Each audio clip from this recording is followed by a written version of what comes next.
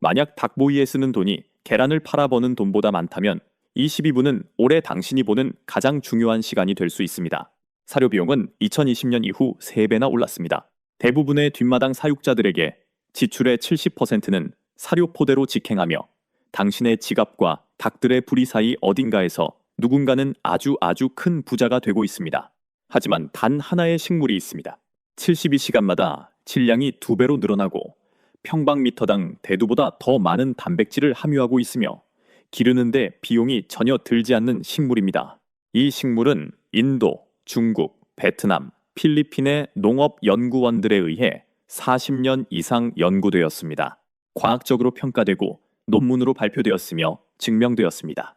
그렇다면 왜 동네 사료 가게에서는 이 식물을 한 번도 언급하지 않았을까요? 2가지 이유가 있으며 둘 다 알려드리겠습니다. 이 영상이 끝날 때쯤이면 당신은 이것이 정확히 어떤 식물인지, 어떻게 재배하고 수확하는지, 그리고 상업용 사료에 단 1원도 쓰지 않고 가금류에게 어떻게 먹이는지 알게 될 것입니다. 당신이 실제로 무엇에 돈을 지불하고 있는지 이야기해 봅시다. 닭사료를 위해 아주 많은 돈을 지불하는 그 포대. 당신은 옥수수와 대두에만 돈을 내는 것이 아닙니다.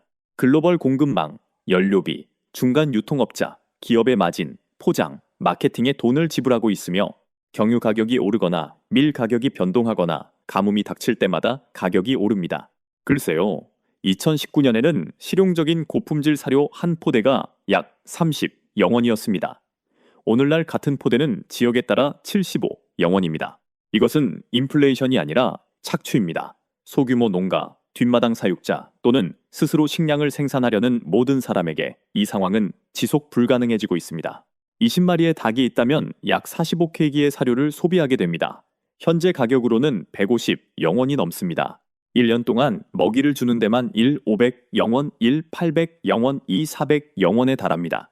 그리고 계란 12개들이 한 판 일다스를 예를 들어 9영원에 판다면 사료 비용을 충당하기 위해 140다스에서 200다스 사이를 팔아야만 합니다. 따라서 질문은 이렇게 바뀝니다.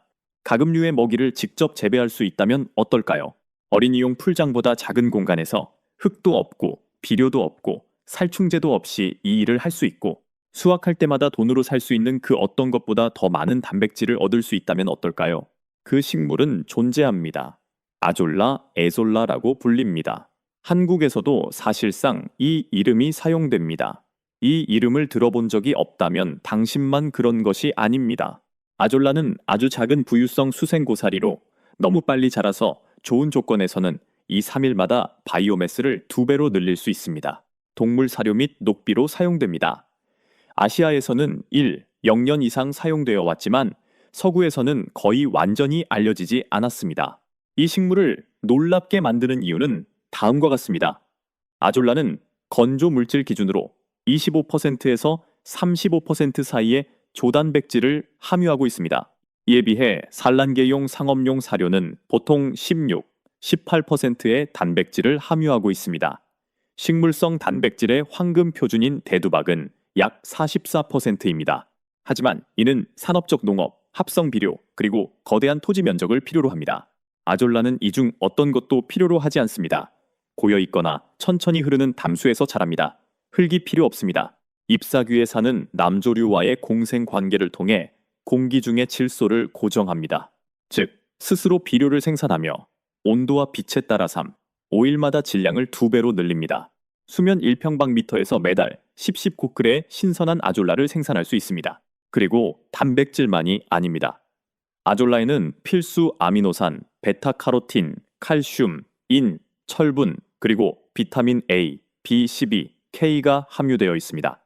신선한 아졸라를 먹인 닭은 더 나은 산란율, 더 짙은 노른자 색상, 더 강한 면역 체계와 더 건강한 깃털을 보여줍니다. 이것은 이론이 아닙니다. 1987년에 문서화되었습니다. 인도의 타밀나두 농업대학교의 연구원들은 6개를 대상으로 사양 시험을 실시했습니다. 그들은 기존 배합 사료의 최대 25%를 신선한 아졸라로 대체했습니다. 결과는 어땠을까요? 성장 속도에는 차이가 없었지만 비용은 현저히 낮아졌습니다. 이 연구는 인도 가금류 과학 저널 Indian Journal of Poultry Science에 발표되었습니다. 베트남에서 아졸라는 특히 메콩강 삼각주 지역에서 뒷마당 오리와 돼지의 주식으로 수십 년 동안 사용되어 왔습니다. 베트남 정부는 90년대 농촌 개발 프로그램의 일환으로 아졸라 재배를 장려하기까지 했습니다. 농부들은 논 옆의 작은 연못에서 이것을 기르고 가축을 위해 매일 수확합니다. 필리핀 대학교의 2009년 연구에서는 아졸라를 닭 사료 대체제로 테스트했습니다. 15%의 아졸라가 포함된 식단을 먹은 닭들은 산란율이 거의 떨어지지 않았으며 높은 카로티노이드 함량 덕분에 눈에 띄게 더 어두운 색의 노른자를 가졌습니다. 이 연구는 아졸라가 성능 저하 없이 상업용 사료를 최대 20%까지 대체할 수 있다고 결론지었습니다. 중국에서 아졸라는 0년 이상 주로 벼농사를 위한 녹비로 그리고 사료 보충제로 재배되어 왔습니다. 중국 농업과학원은 80년대와 90년대에 동물 사료로서의 영양가와 신뢰성을 기록한 수많은 논문을 발표했습니다. 이것은 실험적인 것이 아니라 세대에서 세대로 전해지는 지식입니다. 그렇다면 이 식물이 그렇게 효율적이고 문서화가 잘 되어 있으며 재배하기 쉽다면 왜 어디에나 있지 않을까요? 왜 동네 사료 가게에서는 한 번도 들어본 적이 없을까요? 두 가지 이유가 있습니다. 첫 번째 이윤이 남지 않기 때문입니다. 아졸라는 특허를 받을 수 없고 브랜드화할 수 없으며 포장, 운송, 보관하거나 200%의 마진을 부처팔 수 없습니다. 스스로 자라고 스스로 퍼지며 비용이 전혀 들지 않습니다. 400억 달러 이상의 가치를 지닌 상업용 사료 산업에서 사실상 아졸라는 제품이 아니라 위협입니다. 위협 말입니다. 뒷마당에서 닭을 키우는 모든 사람이 자신만의 아졸라를 재배한다면 전체 수익 창출원이 사라질 것입니다. 두 번째 이유, 사고방식의 전환이 필요하기 때문입니다. 현대농업은 투입물 구매를 기반으로 구축되었습니다. 종자, 비료, 사료, 살충제. 이 시스템은 당신이 의존적이 되도록 훈련시킵니다. 자급자족은 이 모델에 맞지 않습니다. 우리는 식량 생산이 다른 사람들이 하는 일이라고 믿도록 길들여져 왔기 때문에 스스로 식량을 기르는 것은 급진적으로 보입니다. 하지만 그렇지 않습니다. 그것은 당신이 지금 당장 뒷마당에서 할 수 있는 일입니다. 그렇지 않습니까? 재배 방법은 다음과 같습니다. 물을 담을 용기가 필요합니다. 어린이용 풀장, 동물용 구유, 낡은 욕조 또는 특수하게 만든 연못이 될 수 있습니다. 용기의 깊이는 최소 15cm 이상이어야 합니다. 부분적으로 또는 완전히 햇빛이 드는 곳에 배치해야 합니다. 아졸라는 20도에서 30도 사이의 온도에서 가장 잘 자랍니다. 하지만 더 넓은 범위의 온도도 견딜 수 있습니다. 용기를 담수로 채웁니다. 수돗물을 사용하는 경우 염소가 증발할 수 있도록 24시간 동안 방치하십시오. 아졸라는 pH 4.5에서 7.5 사이의 고인 물에서 가장 잘 자랍니다.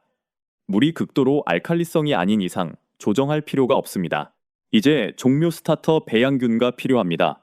수생식물 공급 업체 수족관 애호가 그룹 또는 퍼머컬처 네트워크에서 온라인으로 아졸라를 주문할 수 있습니다. 작은 한 줌이면 충분합니다. 물에 넣으면 며칠 안에 표면으로 퍼지기 시작합니다. 이상적인 조건에서는 3, 5일마다 질량이 2배로 늘어납니다. 아졸라는 비료가 필요하지 않지만 적절한 양의 영양분이 필요합니다.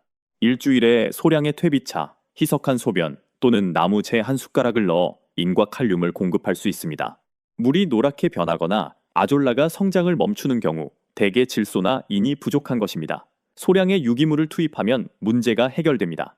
수확은 고운 그물망이나 심지어 손으로 덩어리를 건져내야 합니다. 재생할 수 있도록 표면의 최소 25%는 덮인 채로 남겨두십시오. 불순물을 제거하기 위해 가볍게 헹굽니다. 가금류에게 신선하게 주거나 보관을 위해 햇볕에 말릴 수 있습니다. 신선한 아졸라는 약 90%가 물이므로 건조시키면 영양분이 농축됩니다. 닭의 경우 평소 먹는 사료에 소량을 섞는 것부터 시작하십시오. 무게의 약 15% 정도입니다. 닭들이 어떻게 반응하는지 지켜보십시오. 대부분의 가금류는 특히 질감에 익숙해지면 이것을 매우 좋아합니다.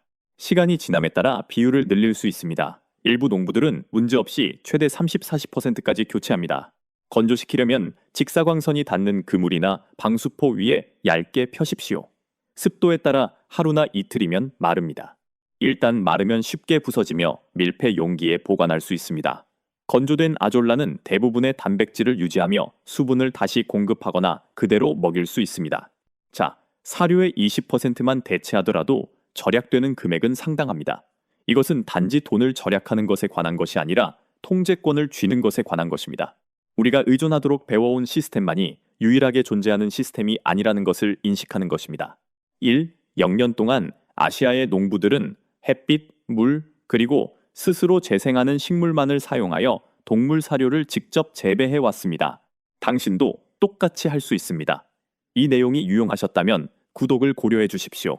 우리는 매주 이와 같이 잊혀진 방법들, 효과가 있고 비용이 들지 않으며 아무도 당신에게 팔려고 하지 않는 기술들을 밝혀냅니다.